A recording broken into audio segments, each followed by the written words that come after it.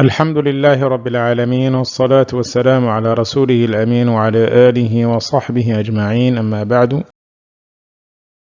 waxaan weli ku dhex jirnaa iclaalka labaad xarfi cillaha ficilka naaqiska in la gooyo markii lala xiriiriyo waaw aljamaaca ama yaa almukhaataba ama taa'i taaniisi saakina. darsigeena maanta wuxuu ku saabsan yahay xadfu xarfi alcillati maca yaa'i almukhaataba, ficilka naaqiska xarfi cillihiisa in la gooyo markii lala xiriiriyo yaa'i almukhaataba. waxaa kaloo la yidhaahdaa yaa'i almu'anathati almukhaataba. yaa'u almukhaataba waa damiirkaasoo ku tusinaya axadkaa la khitaabaysid inuu yahay mufrad mu'anath, wuxuuna galaa ficilka mudaarica iyo ficilka amarka. ficilka maadiga ma galo. maalan tadcuu waa ficil mudaaric, axadka lala khitaabayana waa mufrad mudakar, waa hal qof oo lab ah. haddii la doono in lala khitaabo mufrad mu'anath, ya-daas baa lala imaanayaa, wuxuu noqday maalan tadciina. tardaa waa ficil mudaaric naaqis, markii lala xiriiriyo yaa'u lmukhaataba xarfi cillaha la goynayaa, ficilku wuxuu noqonayaa tarda calaa wasni tafca. yaa lmukhaataba la xiriiri, ficilku wuxuu noqday tardayna calaa wasni tafcayna. nuuntana waa calaamatu rafc, waxay tusinaysaa ficilkan inuu yahay marfuuc.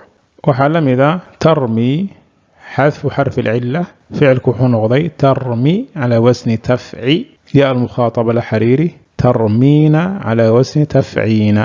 tadcuu sidoo kale weeyaan, xadfu xarfi lcilla, ficilku wuxuu noqonayaa tadcuu calaa wasni tafcu. yaa lmukhaataba la xiriiri, ficilku wuxuu noqday tadcuyna.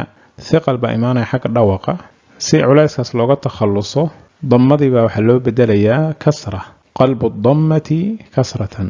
ficilku wuxuu noqday tadciina calaa wasni tafciina. khulaasat lqowl, ficilka naaqiska markii lala xiriiriyo yaa lmukhaataba 3 tilaabaad qaadaysaa. tilaabada koobaad xarfi cillahaad goynaysaa. tilaabada labaad yaa lmukhaataba ayaa ficilka la xiriirinaysaa. tilaabada saddexaad xarakada ka horeysa yaa lmukhaataba ayaad fiirinaysaa. hadday fatxa tahay ama kasra sideed u daynaysaa, hadday damo tahayna kasraad u bedelaysaa. sababtoo ah ya-da xarakada ka horeysa hadday damo noqoto nudqiga culays ku imaanaya, lianna ya-da iyo kasrada munaasabo ka dhexaysa, sida wowda iyo damadaba uga dhexaysa munaasaba.